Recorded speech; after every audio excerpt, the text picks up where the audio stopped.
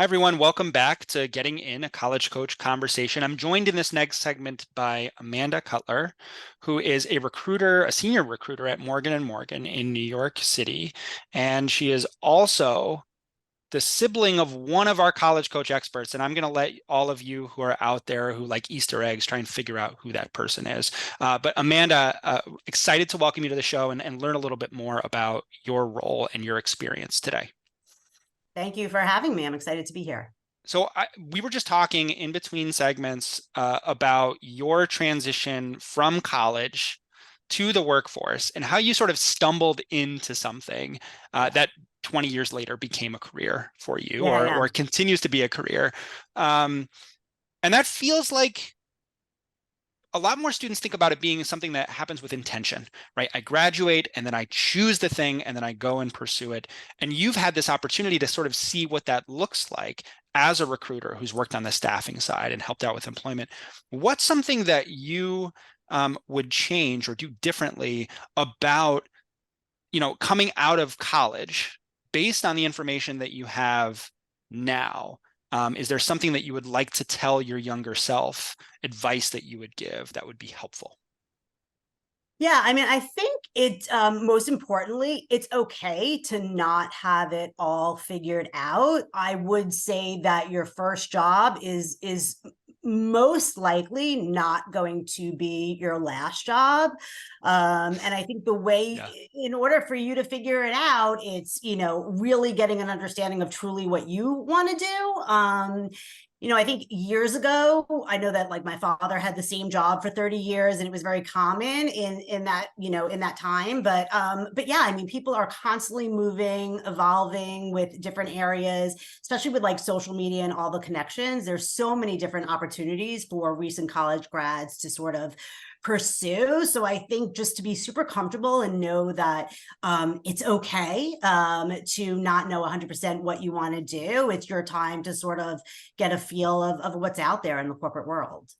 Okay, and that's something that you would tell your younger self. And I wonder if, as a recruiter, that's something that tends to demonstrate success for the students that you or the graduates that you speak with, the young people who are entering the workforce. Do you find that there is some characteristic among those who are really successful in terms of openness to different kinds of opportunities, in terms of a willingness to try new things? How does that manifest in terms of their engagement in the job hunting process?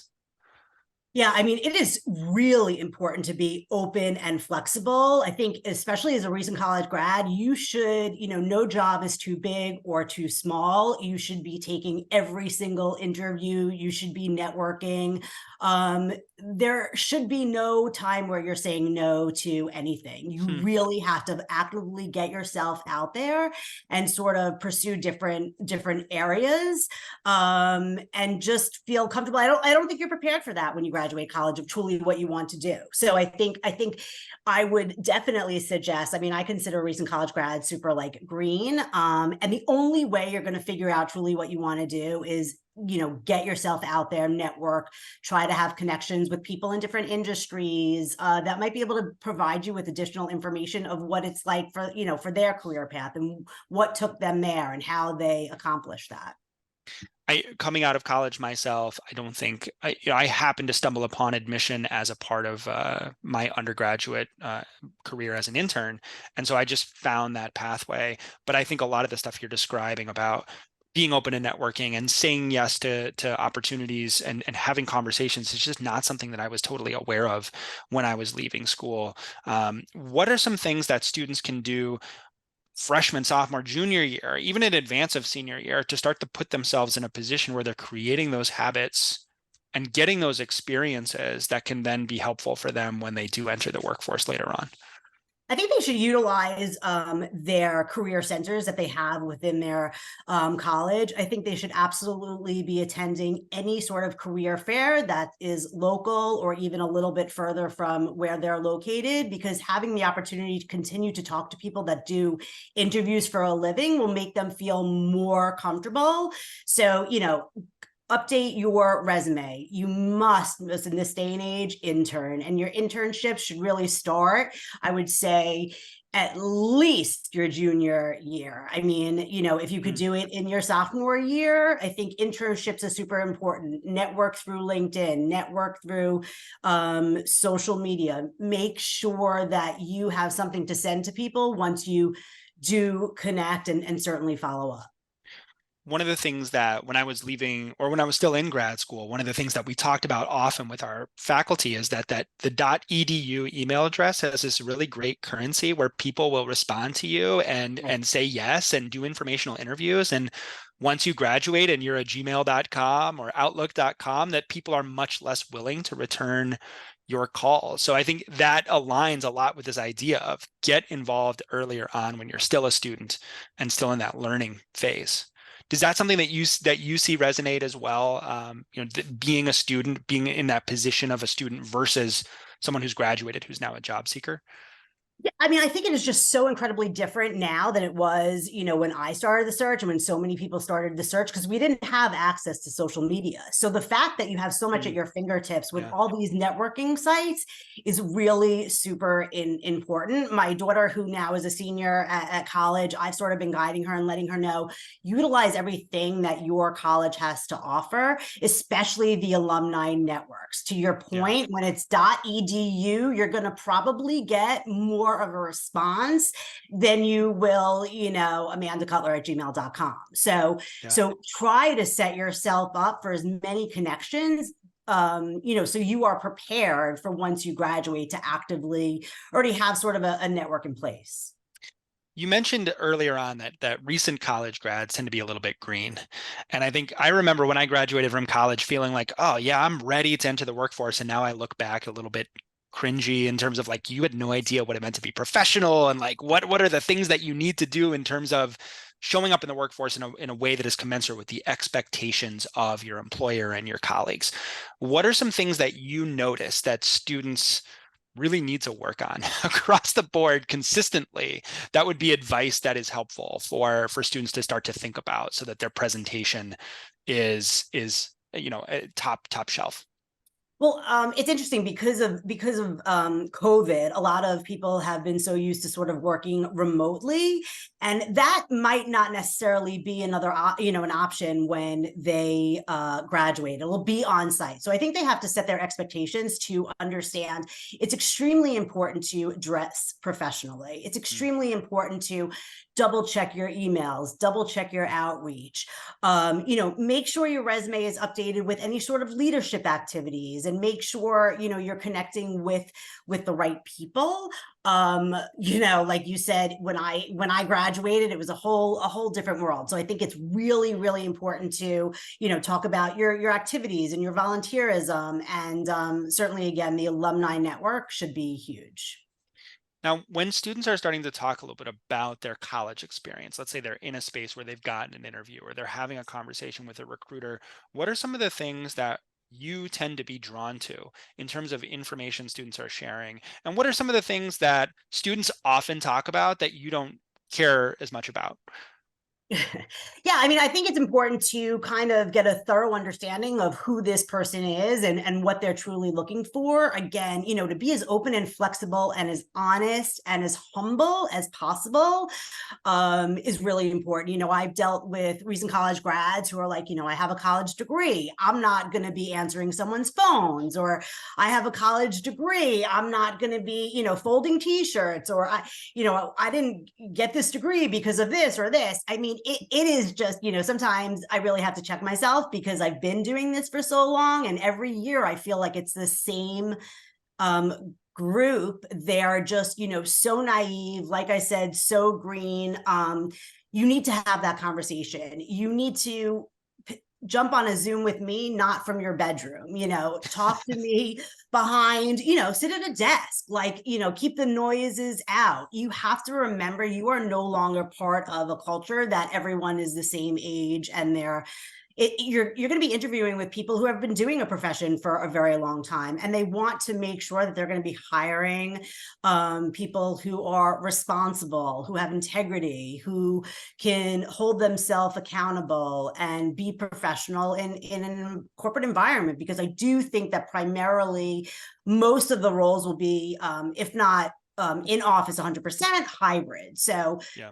getting back to that, like get that out of the mentality, oh, I want to work from home, because you haven't earned that right. Like if your office is telling you what you need to do, or an interview is saying, we're in office 5 days a week, I think it would be silly to not pursue something, because I think it's also, on the other end, it's also really important for these grads to have colleagues, Yeah. to be able to connect Yes. with people within an office. Like, everyone thinks it's great to work remotely, but it could get lonely. And especially with them just graduating, having colleagues is going to bring a whole new set of experience.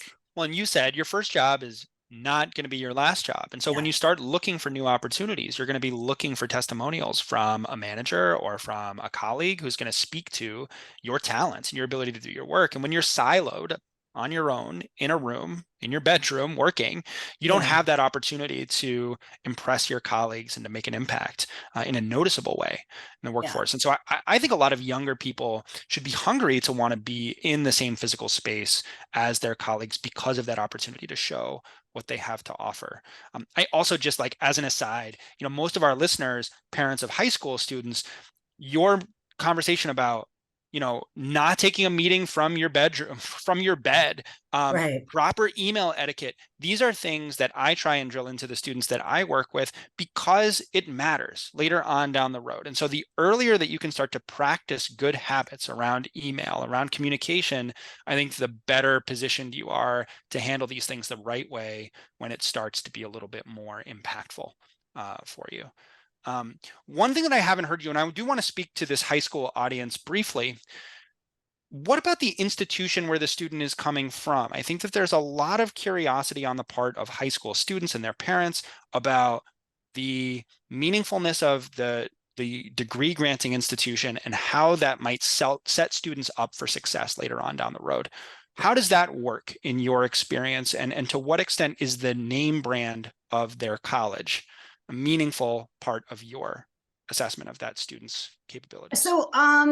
So I think it really depends on the specific industry that you're looking to get into. I think there are some industries that are looking for higher academically alma mater, graduates. I think that, so if you're comparing, a challenge, a really strong college opposed to a less strong college, the financial companies are going to gear themselves definitely towards the students that have a better alma mater. I think that the tech field is really interested in super smart backgrounds and challenging courses. I think the more creative fields are a little bit more forgiving, and might not necessarily be so focused on the schools that you graduated with. But I do think coming from a stronger college will always give you an advantage over someone who hasn't gone to a college that's as academically highly ranked. However, I also don't want to see, a college grad who graduated from, let's say, a Harvard and has zero internships and can't hold a conversation with me. I'd much rather Yeah. see someone who might have gone to, a lesser academically challenged school and have those internships and have that personality. And because I think it's important to have a combination of both. So Yeah. I think that, yeah, it's really important depending on what trajectory you want to go And through. just to follow up on that, how does the institutional name kind of play out in your process? Is it about getting to the top of a stack of resumes? Is it about maybe a second look at a student who comes from a more selective institution? Is it something that comes through in conversation that you have? Is it all of the above? Yeah, I mean, it's really hard to pinpoint one specific thing. It all depends on what type of role I am placing for, and there are certain hiring managers that will only say they want, from an Ivy, or Mm. give me specific kind of instructions on what to focus on. So it really, I can't really say 100%. I would say maybe more so all of the above. I think for me, what's most important is to be able to have a conversation, and making sure either the person has the experience, or I feel that they are competent enough in order to take on this role. And I will say, sometimes when you go to a highly ranked school, sometimes they're so incredibly focused on schoolwork that they haven't learned the skills of actually, being a person who can really adapt into different environments. Yeah. They are so Yeah. black and white that they've lost touch with, like, sort of, the personal aspect of the interviewing process. They're a brain on a stick, right? Exactly. And you need a little bit more fleshed out personality, because people want to work with other people who are interesting and engaging in addition to being smart. And I think Yeah. that's a reason to continue to be involved beyond the pre-professional kind of networking opportunities, also to just get involved in clubs and organizations, to be involved in your community, to grow in that way, because that's going to catch the attention of someone like Amanda, who's going to say, I love talking to this person. This person Right. is open and interesting and engaging. One final question I want to ask you before you go, since I have you: how important is LinkedIn these days? How much do recruiters bank on LinkedIn? Do they use LinkedIn? Is it something that students should really be thinking about developing as a part of their employment strategy? 100%. I think LinkedIn is probably one of the most important networking tools. It is a Facebook for professionals. Mm. It is truly a professional networking tool. I mean, it is so incredibly useful if you do use it correctly, because you could see so many connections that you might not have even known that you've had. But you have to remember to use it as a professional networking tool. Not to throw my daughter under the bus, but she put a put a picture. She was getting her LinkedIn together. She put a picture of herself. She visited a friend in Milan, and she put her picture was her, like, at a train station with sunglasses, slick back hair, and a leather jacket. I literally almost went into convulsions, like, whoa, that is not LinkedIn. Like, Yeah. LinkedIn, you need to be professional. I think it is so incredibly important, because typically we post jobs, and we have applicant tracking systems where it'll be posted, whether it's on LinkedIn or Indeed, and the candidates will apply. If it's a pretty popular company, there could be 10,000 applicants that are applying. So sometimes I'm going to do the reverse search, where I'm going to be looking at the criteria that I need for someone. I will certainly try to get to the applicant tracking system, but there are times, especially in the recent college grad world, there's going to be so many. So absolutely make sure your LinkedIn is up to date. There are no typos. Your picture is strong. You could say, senior at Penn State University, majoring in communications. Like, that is okay. You don't actually have to have a job in order to put your profile on LinkedIn. Even like a Penn State University could draw the eye of individuals who are hiring. So I will say that is probably one of the most important things to have. Perfect. That's great. I'm glad I asked. Yeah. I'm really glad that you came to join us today. This has been really awesome. And I think hopefully something that is helpful, not just for current college students, but I also think for high school students who are starting to think about the kind of professionalism that they need to show as they get into the workforce a half decade from now. Yeah. So Amanda, thank you so much for being here, accepting our invitation. We're really glad to have you. Absolutely. Thanks for having me. It was fun. Awesome. When we come back, we're going to talk a little bit about loans and the cascading effect of taking some big loan amounts. So don't go away. We'll be right back.